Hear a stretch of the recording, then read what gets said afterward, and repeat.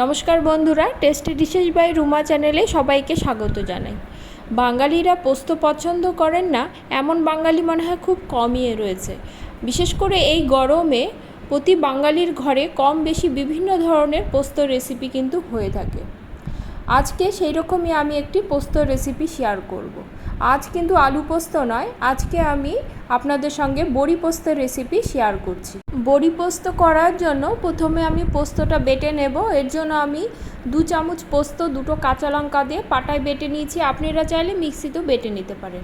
এছাড়া নিয়েছি বড়ি, আমি মটর ডালের বড়ি নিয়েছি, আপনারা কিন্তু বিউলির ডালের বড়িও ব্যবহার করতে পারেন। এবার কড়াটা বসিয়ে দেব, কড়াতে দিয়ে দিব সর্ষের তেল। তেলটা গরম হলে বড়িগুলো ভেজে নেব।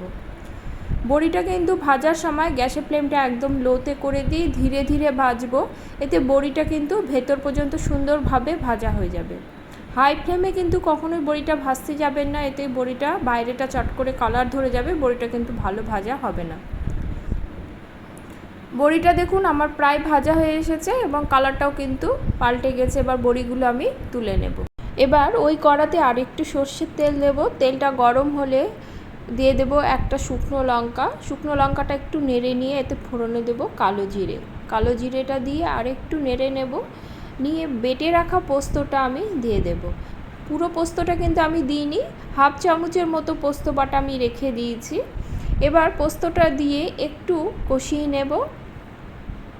এর মধ্যে এবার দিয়ে দেব আমি স্বাদ অনুসারে নুনটা দিয়ে আমি কিন্তু পোস্তটা আরও মিনিট 2 মতো কষিয়ে নেব। এই পোস্ততে কিন্তু আমি হলুদ দিই না, হলুদ ছাড়াই কিন্তু রান্নাটা ভালো হয়। পোস্তটা আমার কষানো হয়ে গেছে, তেল ছাড়তে শুরু করেছে। এবার ভেজে রাখা বড়িটা আমি এর মধ্যে দিয়ে দেব। বড়িটা দিয়ে আরও মিনিট খানেকের মতো কষিয়ে নেব। এই রান্নাটা হতে কিন্তু একদমই বেশি সময় লাগে না, চটজলদি রান্না হয়ে যায়, অথচ খেতে কিন্তু খুব সুস্বাদু হয় এই বড়ি পোস্ত। পোস্তর সঙ্গে বড়িটা আমার কষানো হয়ে গেছে। এবার আমি এতে জল দেব। জলটা আপনারা আপনাদের মাপ বুঝে দেবেন, কি পরিমাণ গ্রেভি রাখতে চান সেই হিসাবে দেবেন।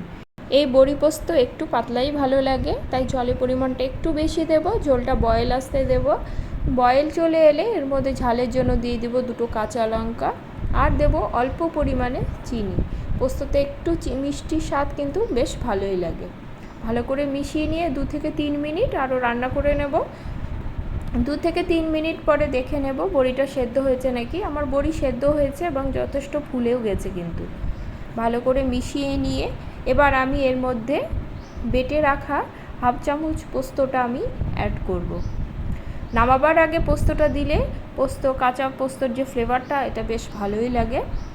গ্যাসের ফ্লেমটা একদম লোতে করে দেব, করে দিয়ে এর মধ্যে দিয়ে দিব 1 চামচের মতো সর্ষের তেল। কাঁচা সর্ষের তেল কিন্তু পোস্তর ফ্লেভারটাকে আরও বাড়িয়ে দেয়, খেতেও কিন্তু খুব সুস্বাদু হয়। ভালো করে মিশিয়ে নিয়ে গ্যাসের ফ্লেম আমি অফ করে দেব। এভাবে একবার বাড়িতে বড়ি পোস্ত করে খেয়ে দেখবেন, এর স্বাদ কিন্তু মুখে লেগে থাকবে।